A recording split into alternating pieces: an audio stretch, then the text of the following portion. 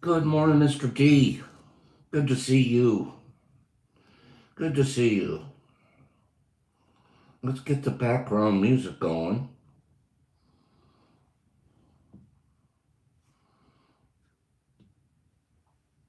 Come on, Mr. Background.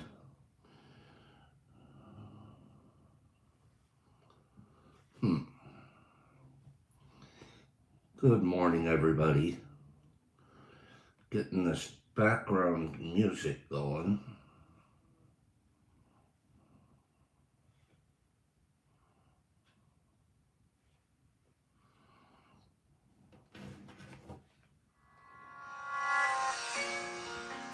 There we go. Now things feel normal. Oh, snowed here. Snowed here the last 2 days.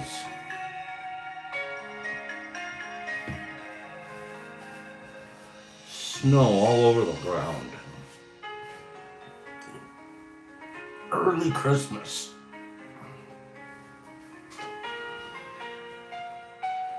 You got it too, Greenie?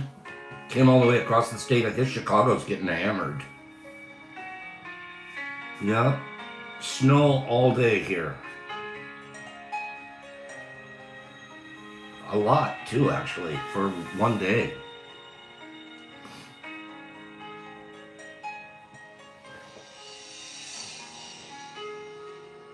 Bubblegum. Of course Pops is right. What are you talking about, my friend? Oh, you're a doll. Oh, that's a nice way to get me feeling good for the start of the morning. Good morning, everybody. Kitty Cat Zilla. Meow. Good morning. Have something fun for today. I have something fun to do for today. You guys are gonna like it. Maybe. I think. It's rando facto. Oh, Bubblegum, what's going on, brother? Write to me if you need anything, bub. Kelly. It's been a minute since I've hung with Kello.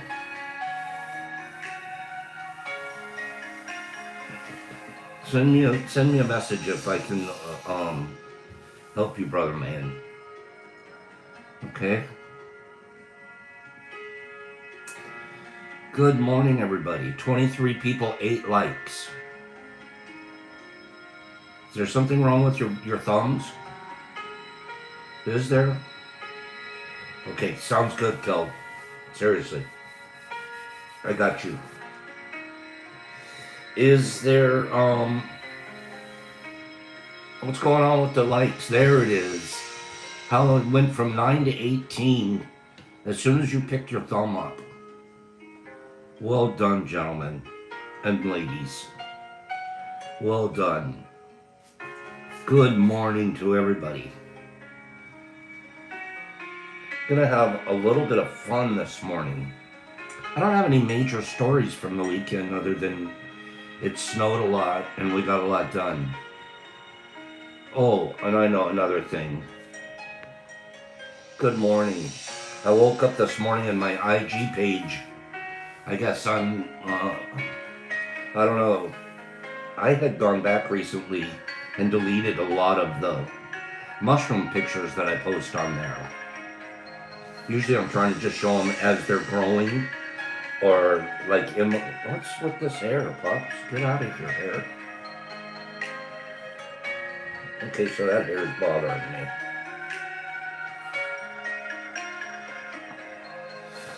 Okay. But yeah, they had deleted. They've gone through and called me a drug dealer.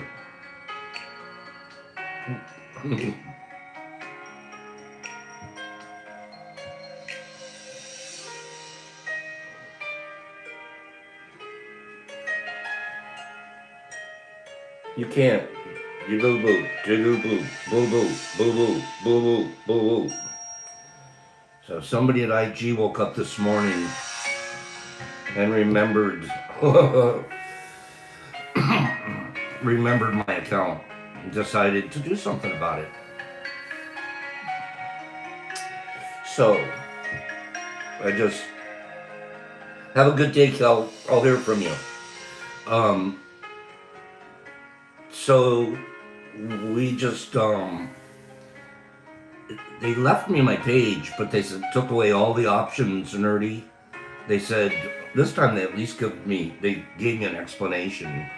They said all of your operations, you can't post anything live, which I haven't anyways for a while, and I can't post ads, which I don't, until it's a 2-month suspension. 2 months. Because they didn't like the content of some of my pictures. And between you and me, we know full well they don't just wake up and find that. Somebody decided to push a bunch of buttons. It's one of the reasons I really walk carefully. I tread carefully. Ask Paranoid Goats. We were talking about it just the other day.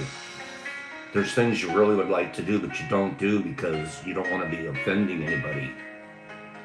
Right? You don't want to offend anybody. And you don't want to upset anybody. You don't want to put yourself on a target. So, walking carefully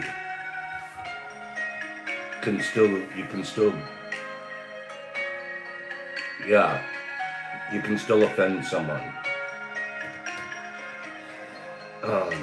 No, I can still, summer week, that's a good question, co-host. I think I can still do the phone calls. I just can't go live and do a show on IG, which I used to do, but I haven't done it in a long time anyways. So I went through this morning and I scrubbed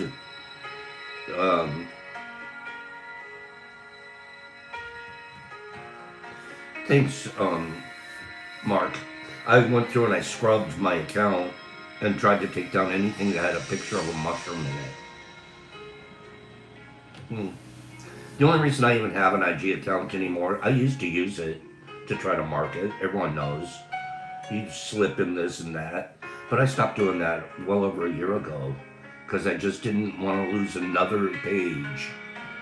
And I thought I had the guidelines down okay, but I guess they don't even want to see a mushroom on my account.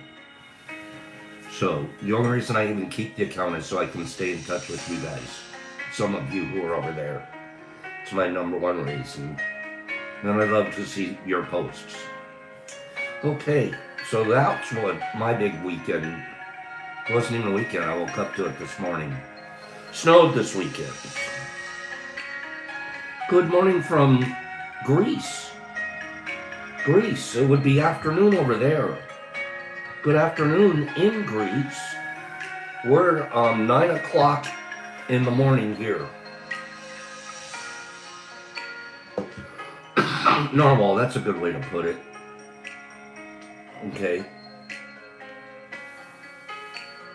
Yeah, big deal. Who needs I'm supposed to avoid more social media as I'm going anyways. I'm making a strong commitment to that. Very, very little screen time on that business. I remember when I first introduced myself to it. My goodness. Ate me alive. It was like, am I doing cocaine again? Jeez. Anybody think of that back when I first started? It was as bad as some of those other things we do. Oh, there's Milk. Good morning. Narwhal, people don't do that anymore. We do. We try. Freezing. Okay, let me read something. This is, it's definitely addictive, or you have to pull yourself away. And this is going to be, you guys, I do rando factos here every once in a while, right? This is a rando facto, but it's really long. Okay? Give me 5 people that want to hear a mega rando facto. Give me 5 people. Give us a long one, Pops, not a 2-sentencer. Give us about a 3-pager. Give us about a 3-pager. Okay? This is a good story. Not story, but this is interesting. We're going to learn. We're going to learn stuff here this morning. I was reading, I have a book that I enjoy about etymology is the topic. For the uninitiated, etymology is the study of words. It goes back to the source of the word, and then it sort of tracks it historically, how that word either changes or, how often it's used in each century, stuff like that.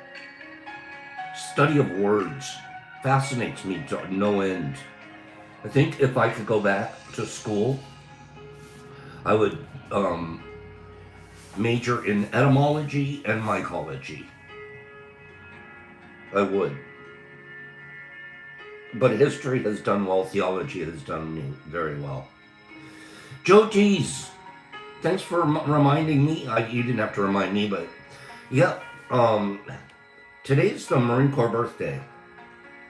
Tomorrow's Veterans Day. But November 10th is the Marine Corps birthday. And we always went to a ball on Marine Corps birthday. Corey D, it's etymology, etymology. Etymology. Let me see something here.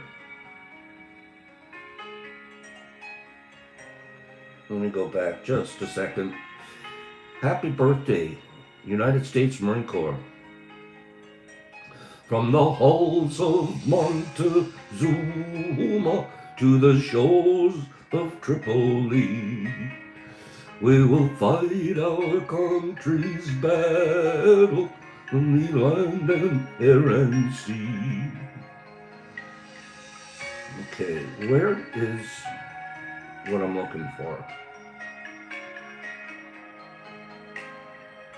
Give me a second.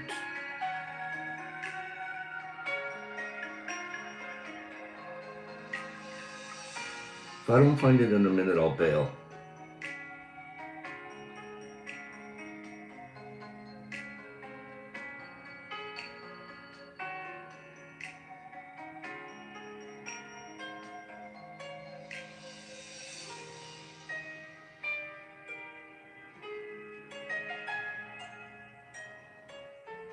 Oh, you guys want to see Pops? I can't find it on this camera, so never mind. You guys want to see Pops with his brother? Pops is like, I guess I'm 18. Who wants to see Pops and his brother? I'm 18. My brother would be 21. Who wants to see it?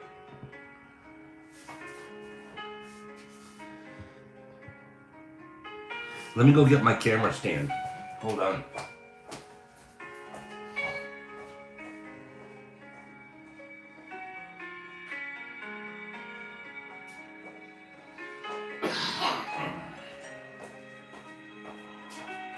I always mention to you guys how my brother is a handsome fella. And I'm not wrong. Look at this.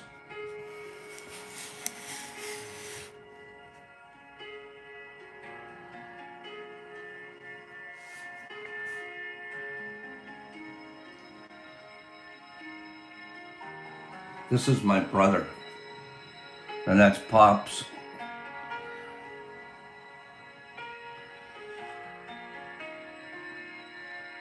Is that cute or what?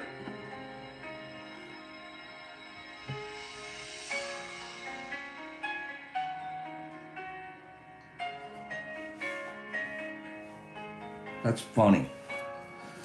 I was looking for a Marine Corps picture. I love old pictures too. I love old pictures. I was looking for one of me in my dress blues. Anyways, happy birthday to the Marine Corps.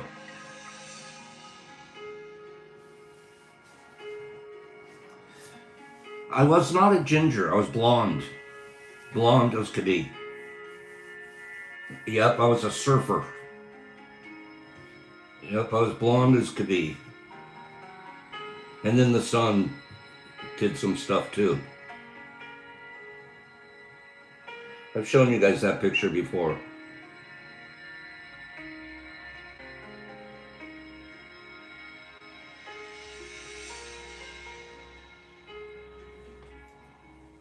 That one, that's Pops right there.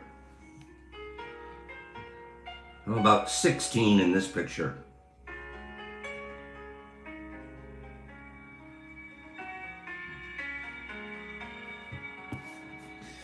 Kim, he is retired from being the fire marshal in Orange County.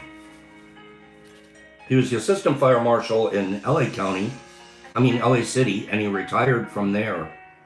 And he contracted again over to Orange County for another 5 years. And he's just maybe a year or two ago retired.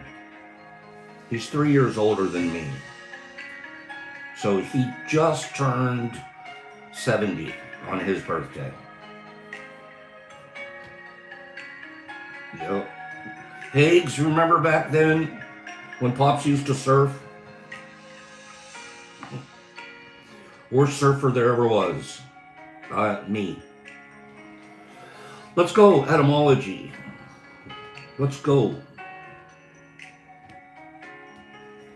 Oh, jeez.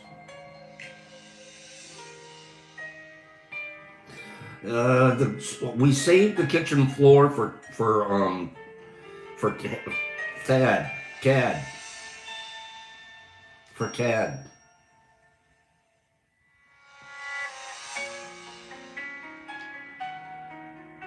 But yeah, I grew up there in Santa Clara Valley and Santa Monica. We were at the beach all summer long.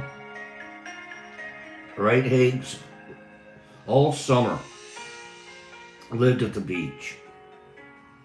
Sun up to sundown. Stayed out of a lot of trouble, honestly. Just being a beach group, we didn't get in a lot of trouble. I had to restart my phone. Okay, you turn yourself down, music. Okay, here we go.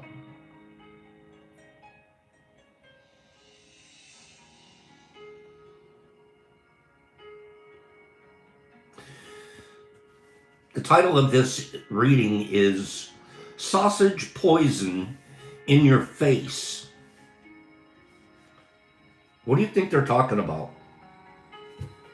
Sausage poison in your face. What do you think they're talking about?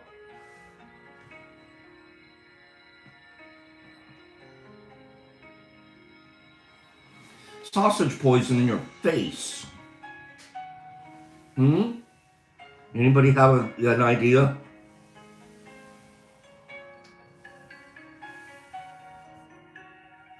The Latin word for sausage, there you go, paranoid. The Latin word for sausage was botulus, from which English gets two words. One of them is the lovely botuliform, which means sausage shaped. Botuliform means it's sausage shaped. And it's a more useful word than you might think. The other word in English is botulism.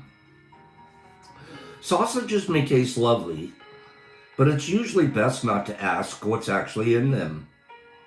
Curiosity may have killed the cat, but it was a sausage maker who disposed of the body. In 19th century America, the belief that sausages were usually made out of dog meat was so widespread that they started to be called hot dogs, a word that survives to this day. That's where we get hot dog from. People thought that the sausages were made out of dog meat. Sausages are stuffed with pork and peril. They don't usually kill you, but they can. There was an early 19th century German called Justinus Kerner, who, when not writing rather dreary Swabian poetry, worked as a doctor. His poetry is now quite justifiably forgotten, but his medical work lives on. Kerner identified a new disease that killed some of his patients. It was a horrible malady that slowly paralyzed every part of the body until the victim's heart stopped and he died. Kerner realized that all his dead patients had been eating cheap meat in sausages. So he decided to call the ailment botulism, or sausage disease. He also correctly deduced that bad sausages may contain a poison of some sort, which he called botulinum toxin. In 1895, there was a funeral in Belgium. Ham was served to the guests at the wake, and 3 of them dropped down dead. This may have delighted the undertaker, but it also meant that the remaining meat could be rushed over to the University of Ghent. The professor of bacteria studied the homicidal ham under a microscope and finally identified the culprit, the little bacteria that were, appropriately, shaped like sausages. What? Okay, so actually the bacteria, before they even knew it, the bacteria is actually shaped like sausages. They are now called Clostridium botulinum. This was an advance because it meant that Kerner's botulinum toxin could now be manufactured. Now, why, might you be wondering, would anybody want to manufacture botulinum toxin? It is, after all, a poison. In fact, 1 microgram of it will cause near instantaneous death by paralysis. But paralysis can be a good thing. If, for example, you're afflicted with facial spasms, then a doctor injects a teensy-weensy little dose of botulinum toxin into the affected area. A little temporary paralysis kicks in, and the spasms are cured. Wonderful. This at least was the original reason for botulinum toxin. But very quickly, people discovered that if you paralyzed somebody's face, it made them look younger. It also made them look very odd and incapable of expressing emotion. But who cares about that if you can remove a few years' worth of aging? Suddenly, a sausage poison was chic. The rich and famous couldn't get enough of sausage poison. It could extend a Hollywood actress's career by years. Old ladies could look middle-aged again. Injections of Kerner's sausage poison were like plastic surgery, but less painful and less permanent. Sausage poison became the toast of Hollywood. Of course, it's not called sausage poison anymore. That wouldn't be very glamorous. It's not even called botulinum toxin, because everybody knows the toxins are bad for you. Now that botulinum toxin has become chic, it's changed its name to Botox. So if Botox is sausage poison, and toxicology is the study of poison, and intoxication is poisoning, What does taxophyllite mean? And that's the next word in the book. I'm going to read this one to you. Give me 5 people that found that interesting.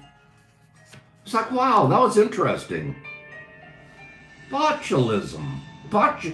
I never knew we were shooting sausage poison into our faces.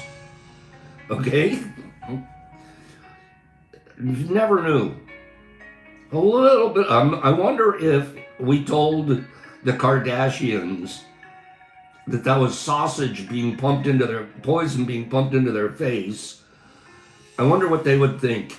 And you know how it is kind of frozen the first couple of days after you see someone, you're like, you okay, man? Like, I'm trying to smile. You know what grosses me out? When they overdo the lips. The people overdo their lips. Oh my God. Whoa. It was like I can get okay, you got a wrinkly lip, get one shot, one time. But yeah, that whole, oh God, I can't stand those overdone lips. And they look at them and they go, I need another shot, please, doc.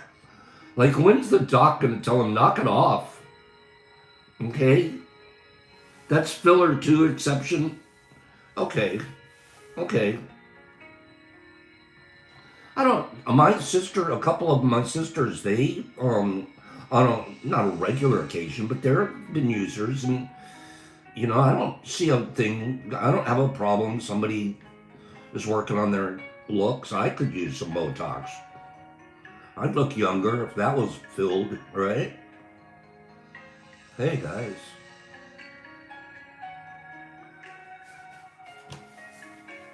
A taxophyllite. Now, do you guys remember that when I talk about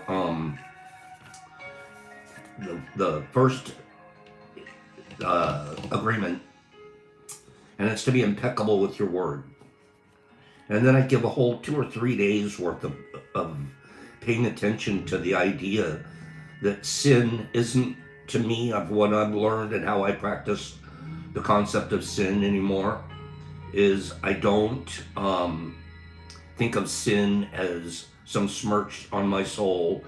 I used to think I have a little black mark on my soul. Like, you know, like it's a chalkboard. A white chalkboard, it starts out white, and then you get a black mark on it. And then, oh, you did another sin, another black mark. And then you could go to the priest, and there's certain sins he could rub out. You do with prayer and an offering.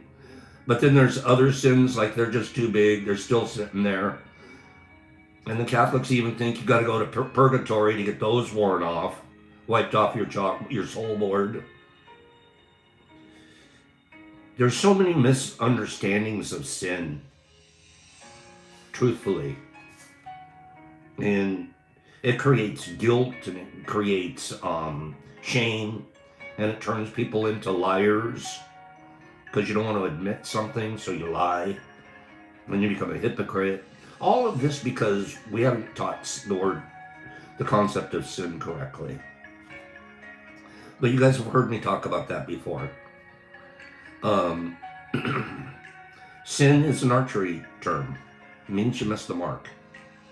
That's it. Archery. Some of you guys here have gone bow hunting. Have a great day, nerdy. Some of you guys have gone bow hunting. I've never gone bow hunting, but there was a small period, maybe 3 years, give or take, where I played with archery. And there was an archery range in the city that I grew up. And you would go there, and they'd have the straw bales set up. And I would practice a little bit of archery, just for pure joy. Archery. A taxophyllite is somebody who loves archery. The reason for this is that toxin becomes the word toxon. Toxon, which is the Greek word for bow. And toxic becomes toxikos, which is the Greek word for pertaining to archery. So a toxophyllite, toxon is the bow, a toxophyllite, and the PHIL is love or extreme interest in Greek, and ite means you practice it. So you love bows. This is because in ancient now follow this with me. It's a lot like my other story.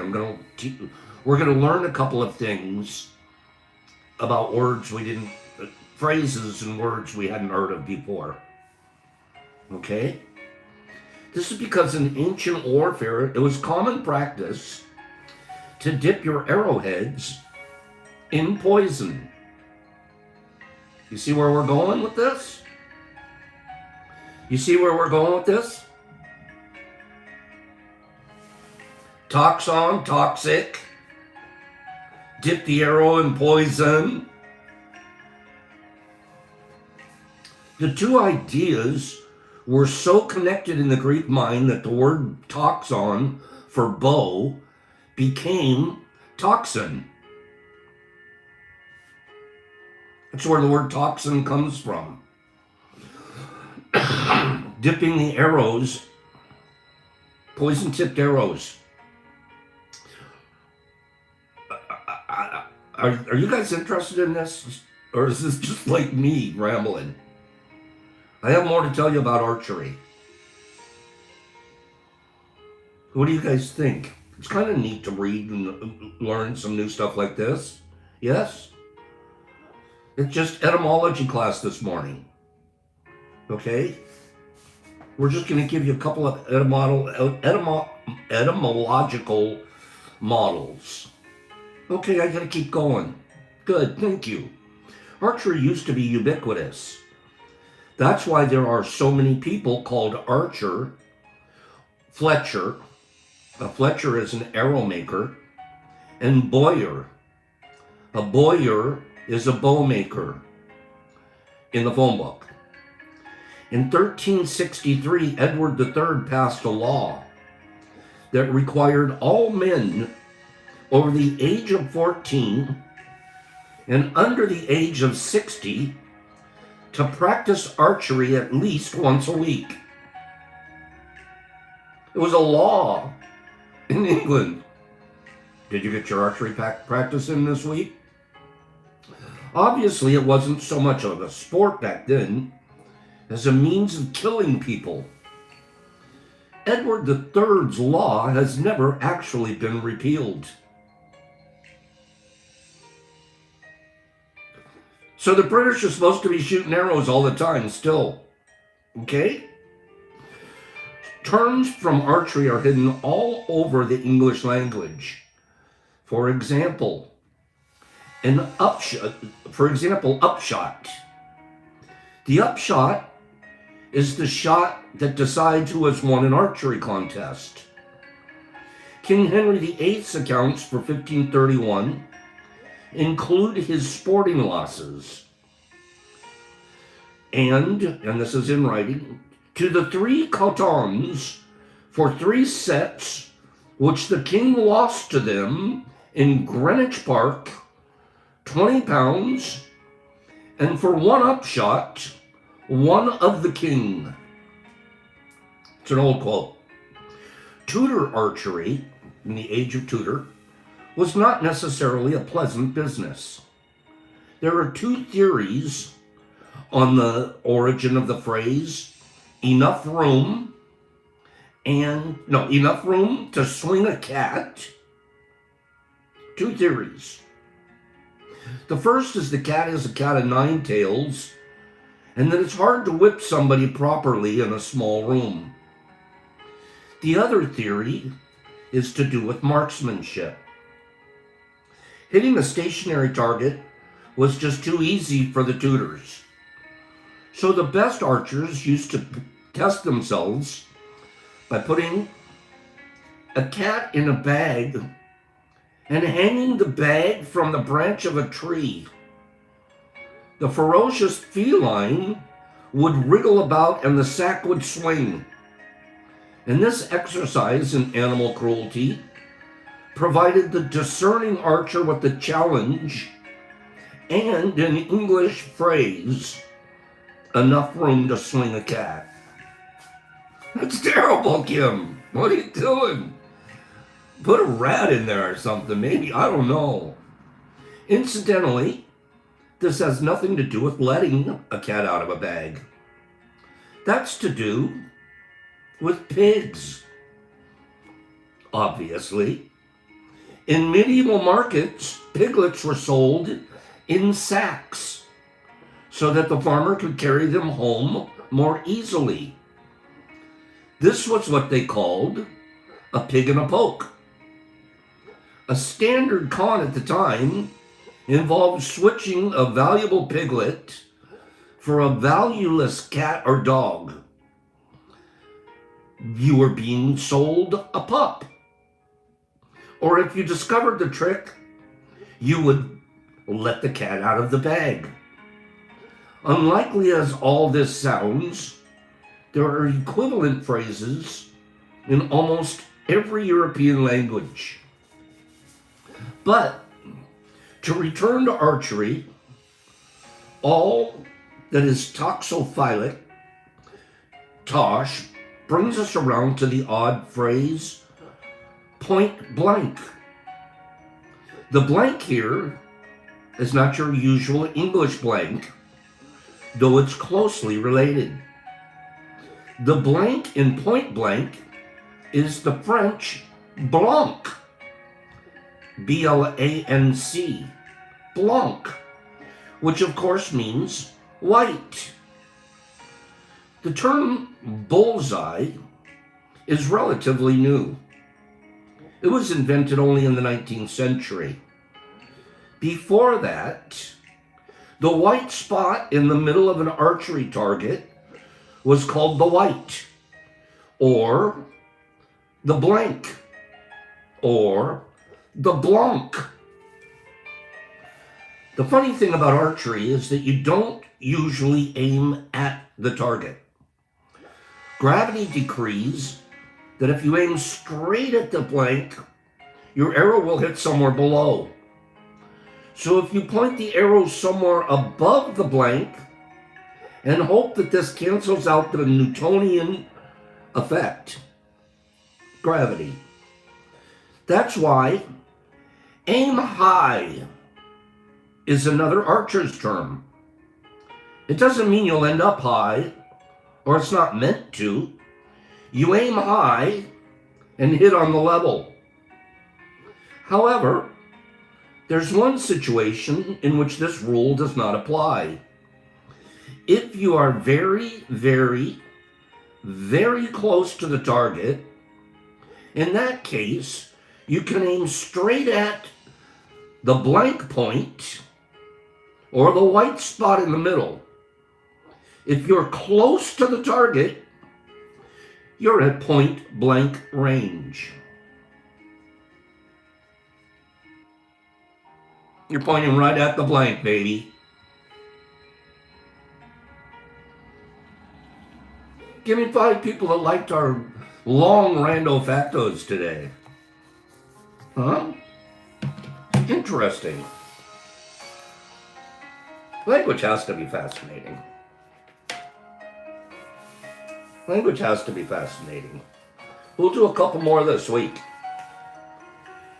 We learned about sausage poison in our face.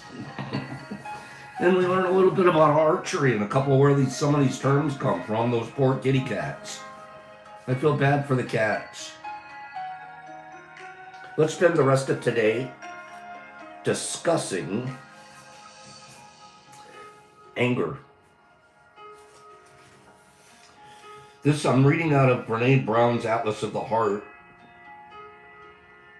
And what she does is she takes a chapter, she titles the chapter, and then she comes up with things that we do. I'll give you an example. The name of her chapter is Places We Go When We Feel Wronged. I felt wronged this morning. I did. I felt wronged. I was like, IG, come on. Those pictures that you're even pulling and dinging me for are months and months and months old. You just woke up this morning and you felt like it. Or you're paying attention to some goofy complaint. I felt wronged. What did I do with it? Number one, didn't take it personal. And number two, considered the source. And I mean that sincerely. I remember 3 or 4 years ago when I had a page or two taken down, how angry I would get. That's one of the places we go when we feel wronged, is angry. We can also feel contempt, disgust, dehumanization, hate, and we can even rise to self-righteousness. One of the places that we go when we feel wronged, anger. If you look across the research, you'll learn that anger is an emotion that we feel when something gets in the way of a desired outcome, or when we believe there's a violation of the way things should be.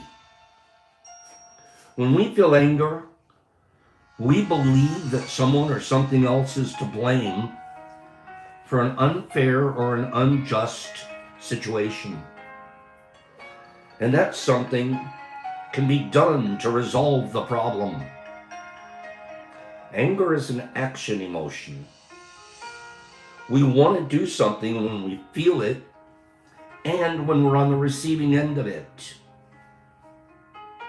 Additionally, according to Charles Spielberg, an influential anger researcher, angry feelings can vary in intensity, from mild irritations or annoyance to fury and rage.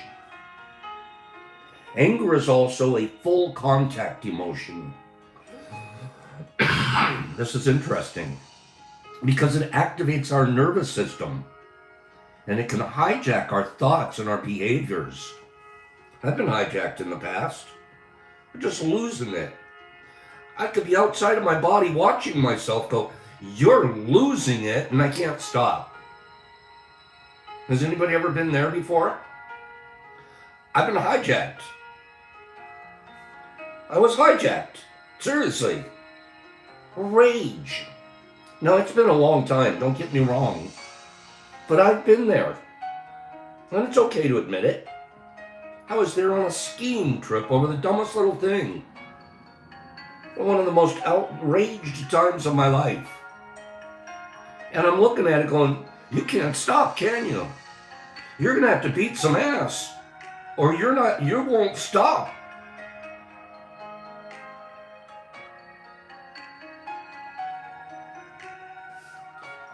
If you can't get in touch, I hope you get in touch with a time in your life where you've been hijacked by anger. Because you can relate. Okay, you can relate. It doesn't happen all the time. We're not proud of it by any means. And we probably weren't practicing the second agreement or the third. And we're certainly not doing the fourth, doing our best. But anger, whoo, it's a strong one. When you're not working on mental health and wellness.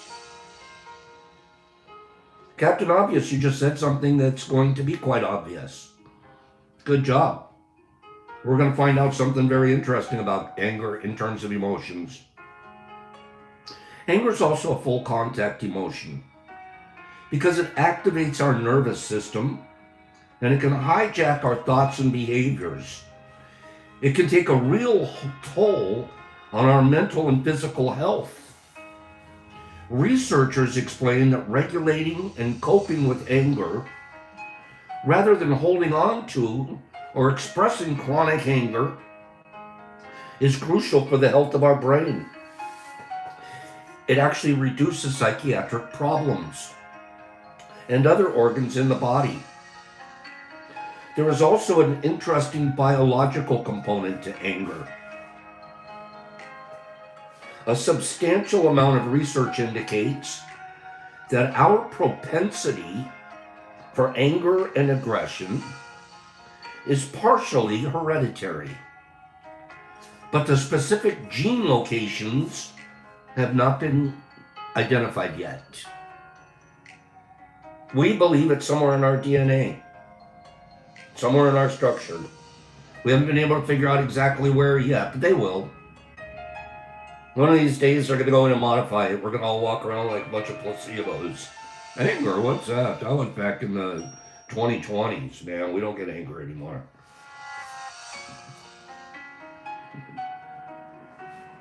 What I've learned, unlearned, and continue to learn about anger.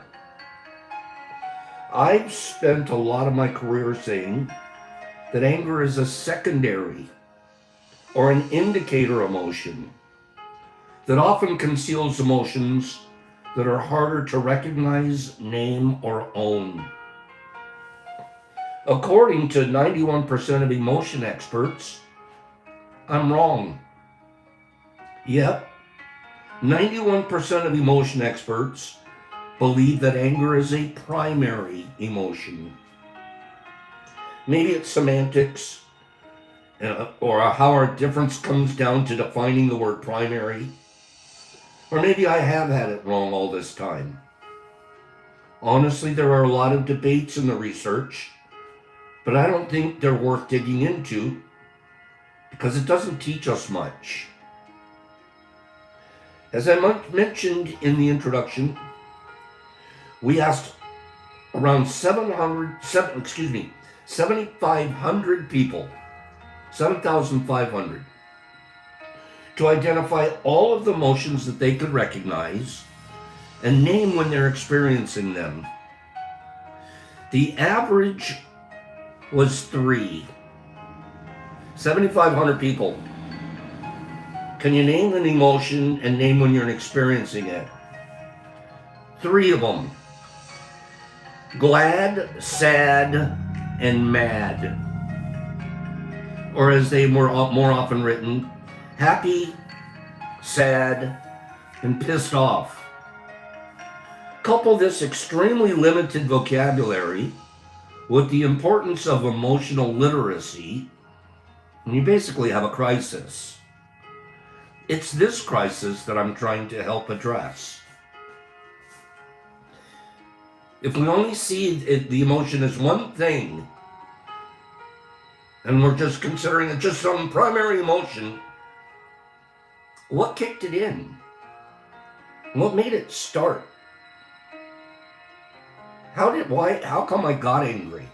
Well, I guess I got a hereditary gene that keeps me predisposed to it. Okay. But I'm not proud of it. I don't want to be angry.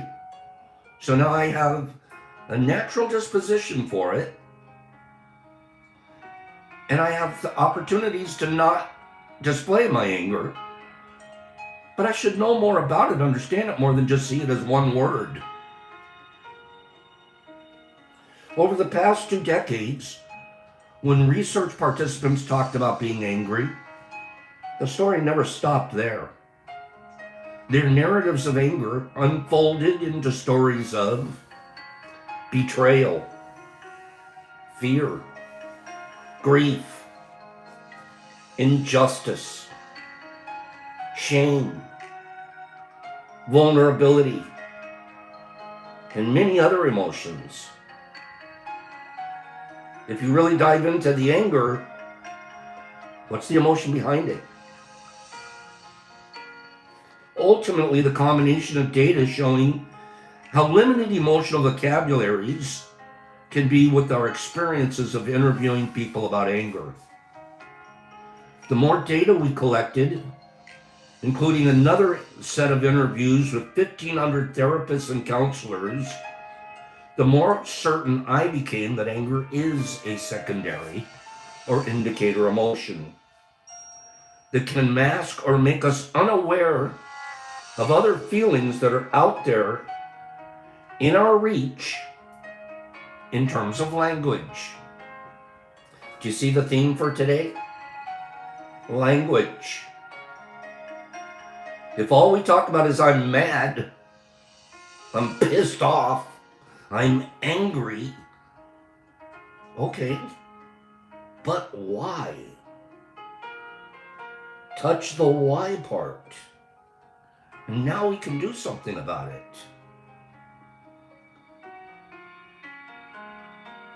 I'll even say, wait for this. We'll cover this tomorrow. Some anger is justified. Some anger is justified. You should never be angry. Really? Has anybody looked at some of these countries that are bombing each other and trying to wipe out whole groups of people? Has anybody looked at that? That doesn't make you angry? It makes me angry. But what do I do with the anger is the key now. Am I just going to sit around and be raged or storm around the house and just be pissed off? Or do I reach out and I speak to somebody? I tell them my side. I send some donations. I try to do the best I can in the impacting other people, and that takes my anger away. Some anger is justified. But we'll cover that tomorrow. This is a 2-day class on anger. I think the key for today, a big key, that's doors take a beating, don't they, Captain? Doors take a beating. I haven't slammed a door in a minute. The key takeaway for today on this is, don't always use the word I'm mad, I'm angry, I'm pissed. Maybe it's I'm humiliated. Maybe I'm filled with grief. Maybe it's I'm seeing injustice. That's the one I get a lot. Maybe you were betrayed. When you're feeling betrayed, but you're calling it angry. We want to develop our emotional literature. Give me 5 people that make sense to. Wouldn't it be better if we developed our emotional literature and more closely identified the primary emotion versus the secondary emotion? You can just see automatically how that's going to be helpful. Now you can do some work. Just being angry is not going to get me anywhere. But if I find out that my anger was because I was humiliated, why was I humiliated? Oh, because I took that person personally. Oh, okay. I was humiliated because I expected this to happen and it didn't. Okay. So I didn't need to get angry or humiliated if I had practiced my agreements better. And now you can see the tree. You can lead it all the way back to how can you perform better?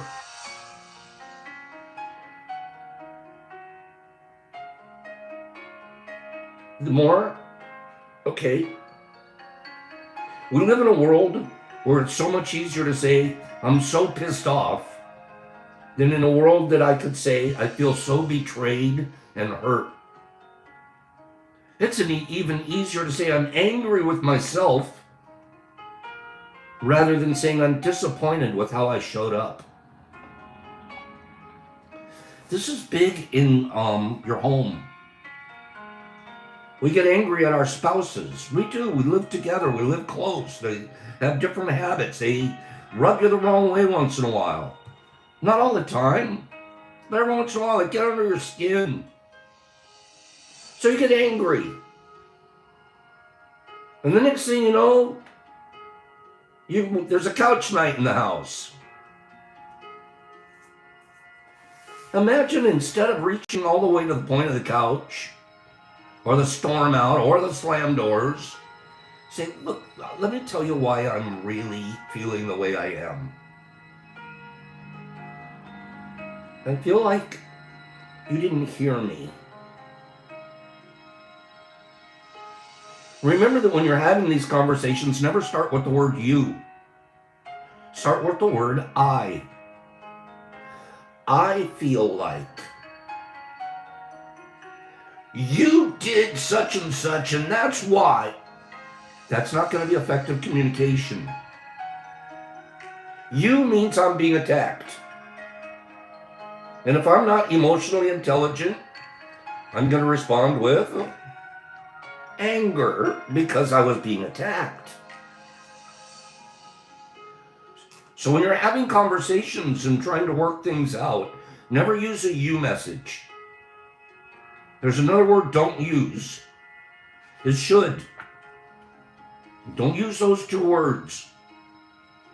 Use an I message. It's incredibly important to learn how to communicate that way. Look, this is what's happening for me inside. I doubt you even realize it. I doubt you even know that you're impacting me this way. So it's not you. This is what's happening for me. If we love each other, we can do something. We'll do it different, okay?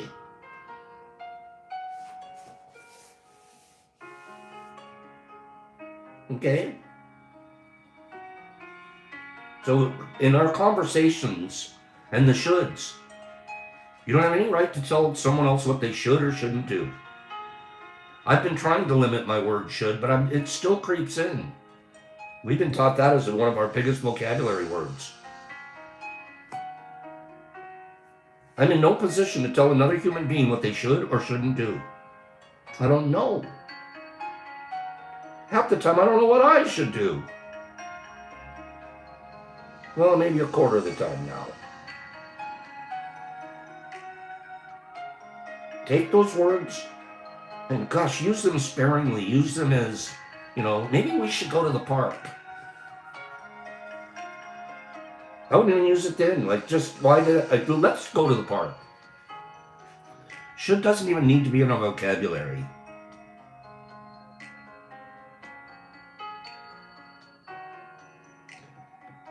I'm angry with myself. I'm disappointed in myself. I knew to do better and I didn't. I missed the mark. A little sin. I gotta practice and shoot again.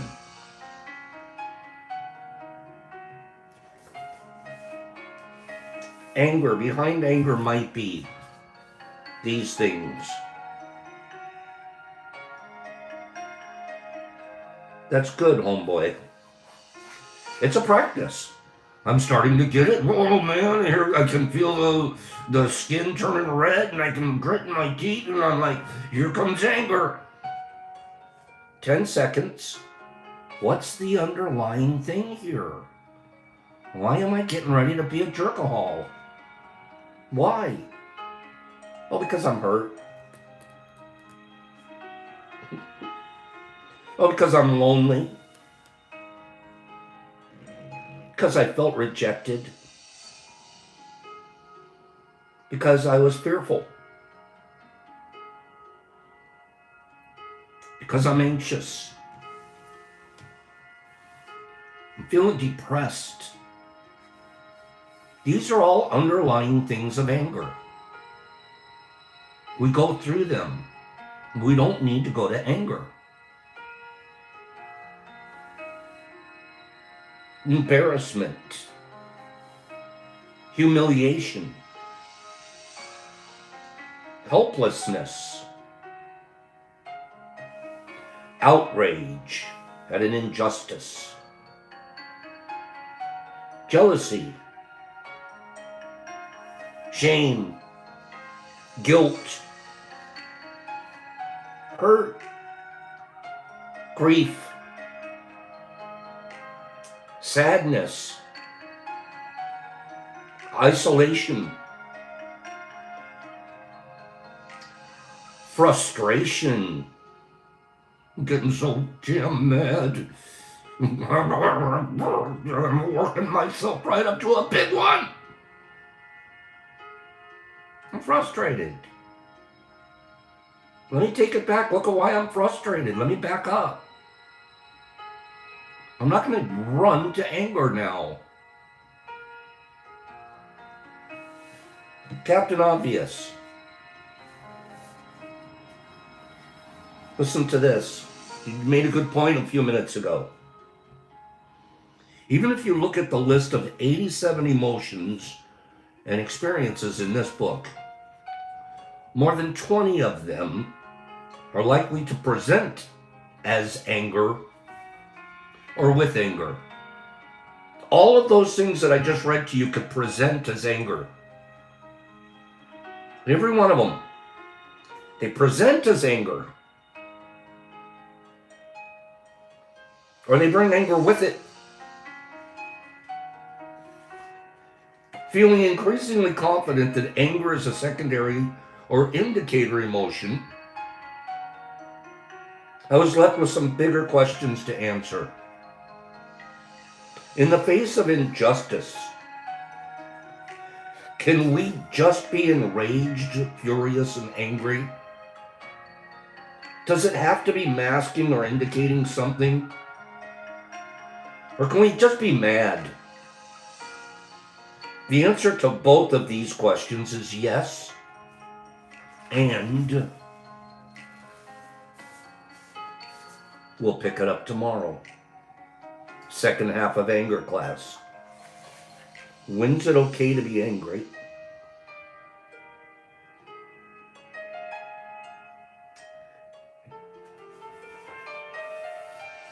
Final thought. Anger is a catalyst. A catalyst, something that brings something together and makes it hard. Anger doesn't soften. Anger does not soften. Anger hardens. It hardens hearts. It hardens thoughts. It hardens societies.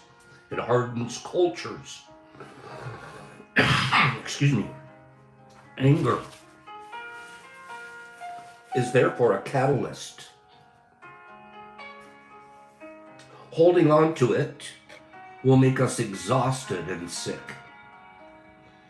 Internalizing anger will take away our joy and our spirit. Externalizing anger will make us less effective in our attempts to create change and forge connection. It's an emotion that we need to transform into something life-giving, like courage and change and compassion and justice. We're going to talk about changing anger into those tomorrow. You're starting to feel angry about injustice? That's one I get to pick. Well, let me change that anger into justice and be just myself. Courage is a big one here. When you're angry, change it to courage. Have the courage to tell the person what you're feeling, rather than just sit there and blow at them. Have the courage. Say, honey, I want to renegotiate how we talk. I can't stay mad at you all the time. I'm wrong for doing that. I need the courage to face what it is inside me that's making me act like that to a person I love.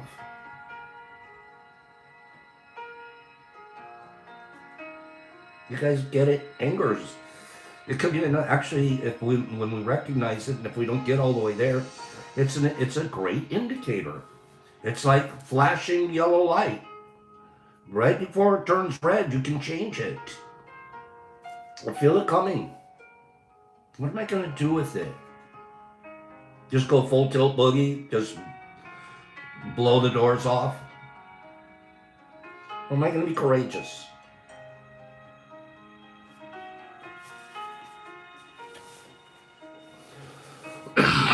Excuse me, good topic for today? Is that a good topic? We did a little etymology and then we're still talking about language right now. It's one thing that humans can do that no other animal can do. We can communicate the way we do. It's phenomenal. So we'll be looking at what are our triggers? What are our triggers?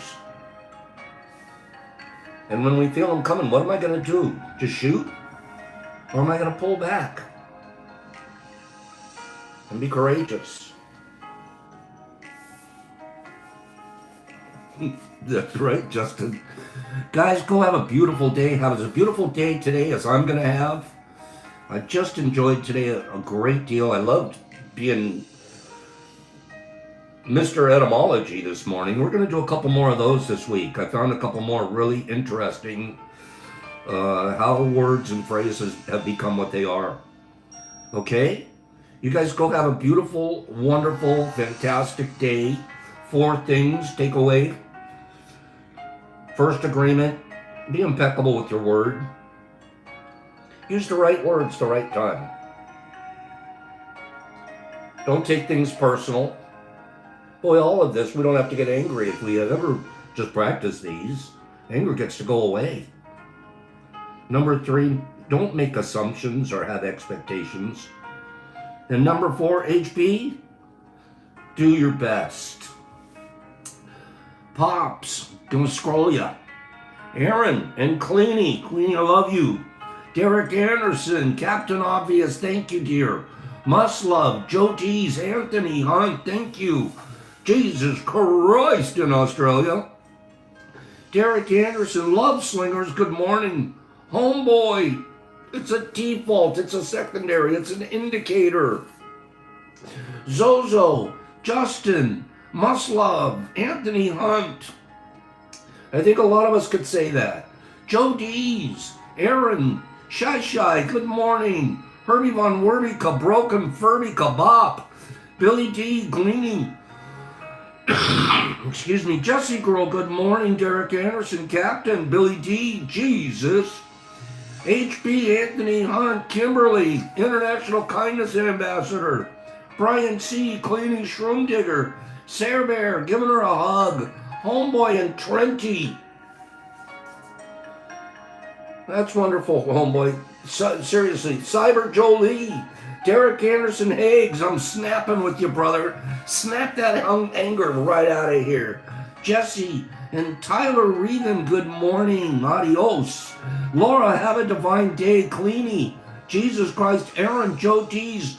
Michael Shanti Patterson. Sarah Bear, Jesse, Homeboy, Pharmacy Runner, Notorious Skate, and Jesus Christ in Australia. He's out of control. Pops, peace, love, practice the 4 agreements.